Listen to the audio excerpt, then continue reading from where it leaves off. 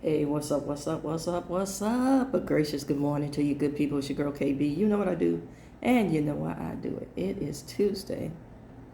It is September 9th, and it is 3:25 in the a.m. Now, on a lighter note, I started off a little heavy this morning. I'm going to go to a lighter note. As I was driving in, I did my norm. I put my radio on the gospel station, and I heard a song, When I Pray, and the artist is Doe, D-O-E. And the first lyric got me, first round of lyrics, or should I say stanza, because it is poetry put to music. So, it says, I'm carrying all of the world on my shoulders, and it's gotten too heavy for me. Excuse me, the font is so tiny. Pardonnez-moi. That's French, but pardon me. Okay. I'm carrying all the world on my shoulders, and it's gotten too heavy for me. I ain't no Hercules. This is the part that got me. This is the part I focused on. Life moves on. Stuff breaks down. People fall off. And I focused on the people fall off part because I want to say people fall out. I had to cut a bunch of people off in the past few years, majority of whom are, I want to say, either MAGA adjacent, MAGA aligned, don't recognize MAGA, but still have the same racist, entitled, bigoted thought processes, whatever, of the MAGA mindset, which is also, unfortunately, the American mindset. And people need to understand this. You got the not me folks, but you can say not me all day long, every day. But until the system is addressed, the sickness will continue. I need to put that out there. Now, to my actual thought on this song and that particular people fall off. I shared, and I continue to share that it's a particular individual that showed me a level of grimy. And the only standard of measure that I have for that level of grimy is my dear departed father. And I think so, I won't say low of him, that, I didn't think there was another measure. My eulogy for my father,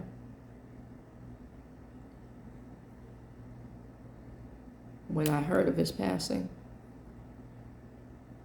let me pause that thought for a minute and say my father was so grimy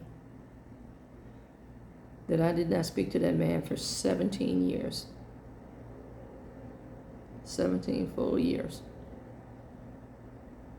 From 17 to age 34.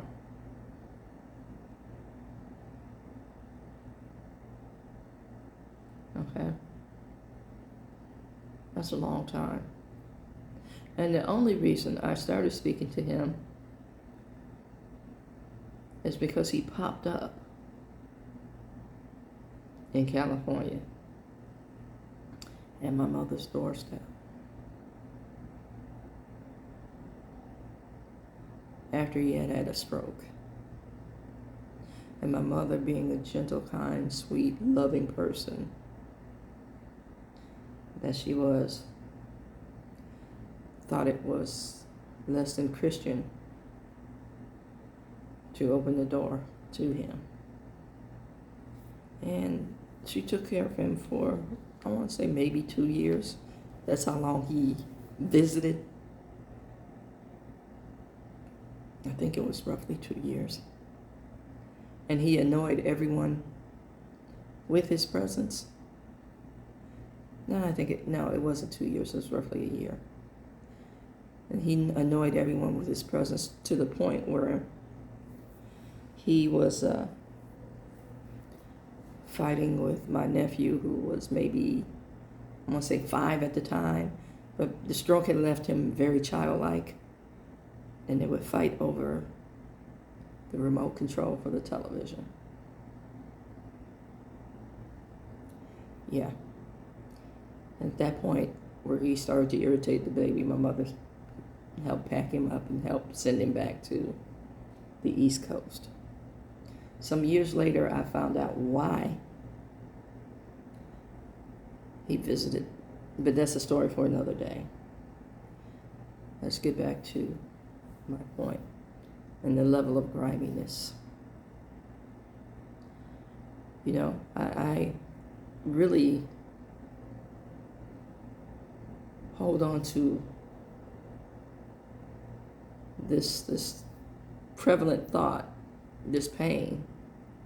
Although I could say I've gotten through it, I also say that it's a standard that is now part of my life, in that, you know, certain things, red flag, and I'm not going to let it get to the point where, you know, I experience the grimy get down. So that's a standard of measure. No, we're not doing this. No, I'm going to have to dismiss, disconnect, disassociate. And I need to say that level of pain is on the other side of the love I have for this individual.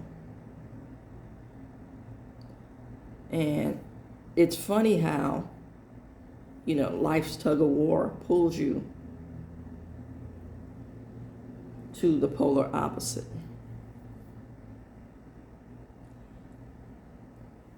Going back, life moves on, stuff breaks down, people fall off. That's what made me think of this. So the other day I put out a video on what's your standard.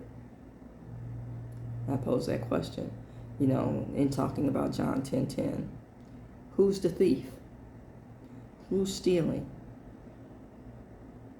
And like most folks, early on I was projecting. It was something external, something outside of me. And in reality, hard-hitting reality, you guys know I shared that one summer I was training as a boxer, you know, just to keep in shape. And when I say hard-hitting, and the number of fights that I've had in my lifetime, I mean, full-on fisticuffs, nothing hit harder than me and my madness. So what's your standard? Again, going back to John 10:10, who's the thief? You know, when I started doing my recordings, I was reading other people's stuff. You know, I was reading devotionals. I was quoting scripture. Yeah. And I was basically dissecting it in real life terms. Because we all like to quote scripture. It's flowery, it's pretty, it's soothing. But as things went on, as certain aspects of life changed, as I began looking at the world and what is noted as Christian these days, I started asking myself about my own standards and how does the word apply to me on a personal level? And then how do I respond to scripture, and how is it applied to my own life? And hence the slogan, Real Talk for a Faith Walk. And I started posing the question, do I believe what I say I believe? And why do I believe it? You know, my own personal apologetics. And yes, I still believe what I believe. But it's not so much a projection these days. Because one of the things I did share is like one of the true things that I learned in church was judgment. So I've gotten away from that a tinge. Wish I could move further, but I know it's a process. And I say a tinge because that's, you know, old saints measure, old grandmother measure, a southern pronunciation, a touch and a pinch, a tinge. So I moved away from that. But again, I'm still asking, how does this apply to me? And how is it showing up in my life? And again, getting back to that lyric, life moves on, stuff breaks down, people fall off. It's not a projection, folks. It's an introspection. Looking at you and your choices. The world has its own undertow and swirl of drama. Do you step in it, knowing that it's there?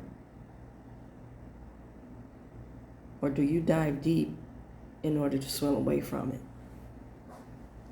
Boom, science. Boom, theology. Motivation for change.